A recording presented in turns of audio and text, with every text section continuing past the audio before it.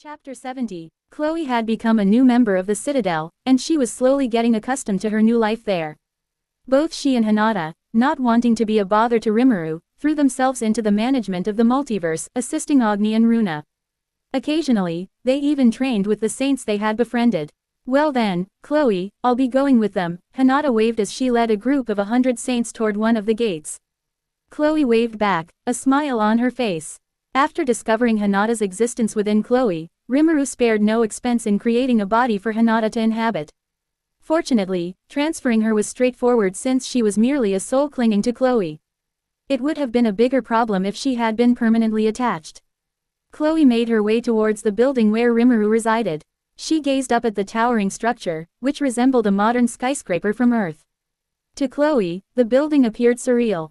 Made mostly of glass as hard as adamantine minerals, it was a one-way mirror, opaque from the outside but transparent from within. It stood tall, providing a panoramic view of the vast area around it. Chloe approached one of the magic circles beside the building. Like the others nearby, it was used by subordinates to teleport to the necessary floors via transport magic. There were no doors in the entire building, and unauthorized transport magic was prohibited unless using the specified magic circles. Activating the magic circle, Chloe found herself in Rimuru's office. She held her breath, captivated by Rimuru's appearance as he focused intently on his work. It took her a few moments to regain her composure, shaking her head slightly to clear her thoughts. She stepped closer. Rimuru-san, she called softly, leaning sideways to get a better look at his face, hoping he would notice her presence. Yes, Chloe jumped as another Rimuru appeared beside her. Did you need anything, Chloe? The second Rimuru asked, stepping closer to the startled hero. Their distance grew lesser and lesser until barely a foot was the separation of their bodies. Oh, Chloe stammered, flustered by Rimuru's sudden proximity. I was just thinking, is it possible for me and Hinata to return to the cardinal world? Rimuru's eyes wavered for a moment upon hearing her words. Realizing the weight of her request, Chloe quickly brushed it off. I mean, it's nothing. Just wanted to say hi. And if possible, let's hang out sometime. She forced a smile, knowing it wasn't wise to return without considering the potential changes it might bring. Understanding her hesitation, Rimuru gave her a wry smile. He extended his hand and gently stroked her head. Chloe froze for a second before a genuine smile slowly spread across her face. Rimuru-san, I'm not a kid, you know, he. Her words contradicted the contented expression on her face. Sorry, Chloe. Let's wait a little longer before we see if it's safe for you to return. I promise I'll bring you back right away if it's safe. Rimuru reassured her, then took her right hand. Let's hang out now. ! Yes, Chloe responded eagerly, her earlier anxiety melting away. Their smiles mirrored each other as they walked out of the office, ready to enjoy some well-deserved time together.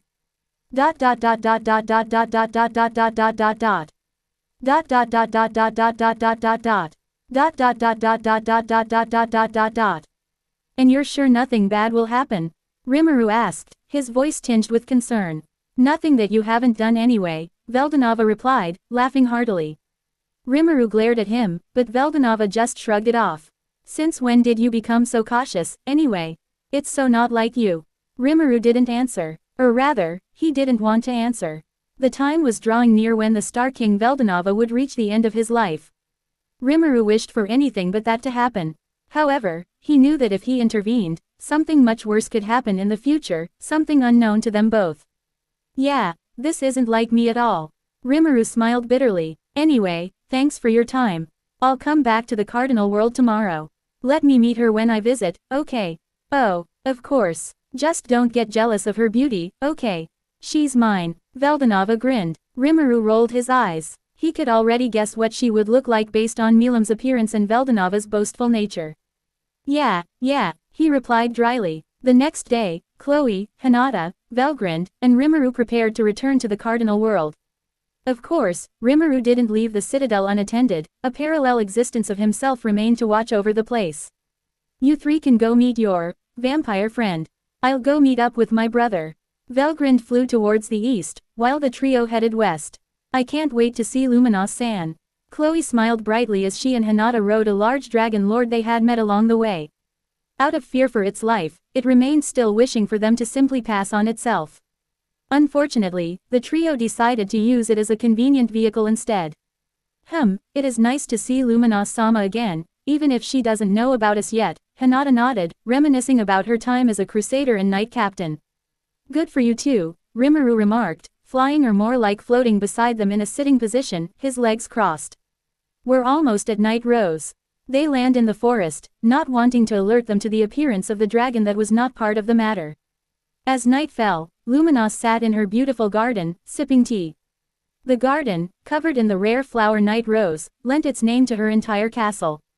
Behind her stood Gunther, serving her as she enjoyed the serene sunset and the view of her garden. Suddenly, her detection skills alerted her to the presence of 3 individuals, one of whom she knew all too well. A smile crept onto her face.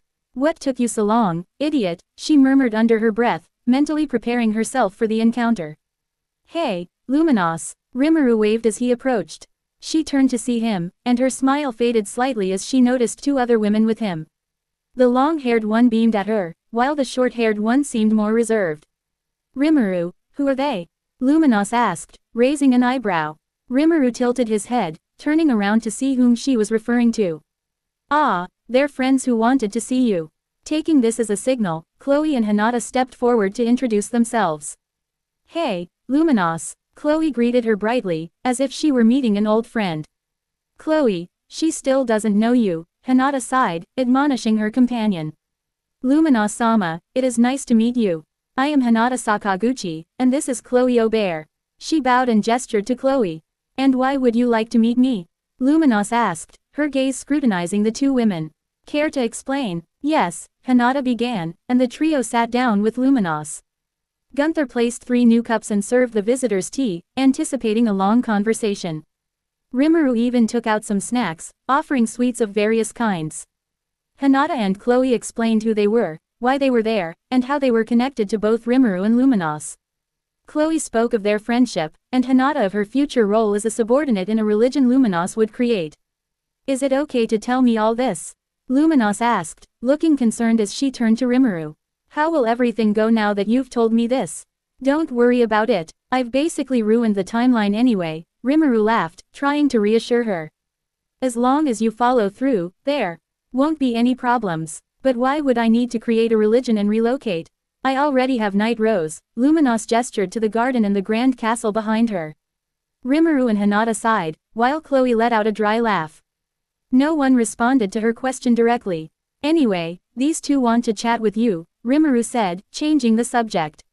Following his lead, Hinata and Chloe engaged in conversation with Luminos. As night fell, the full moon illuminated the garden. Luminos had opened up to both Hinata and Chloe, thanks to Rimuru's reassurance and the 2 women's honesty. Why don't you stay here for a few days? Luminos asked, looking at them.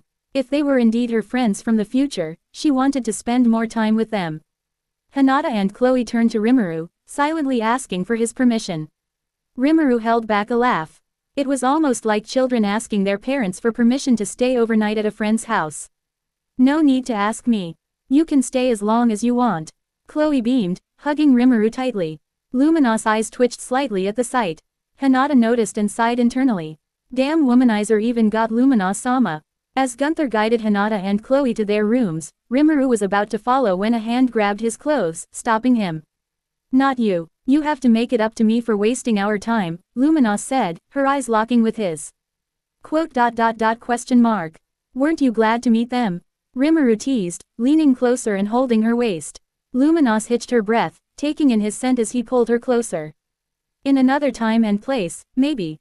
But this was supposed to be our time alone. She turned her head away in a defiant gesture, which Rimuru found adorably pouty. Yes, then let's go somewhere more private and spend some alone time, Rimuru whispered in her ear, and the 2 teleported to her room. After a pleasant time together, they lay on the bed. Rimuru leaned against the bed frame, drifting between consciousness and unconsciousness. That Chloe girl likes you, doesn't she?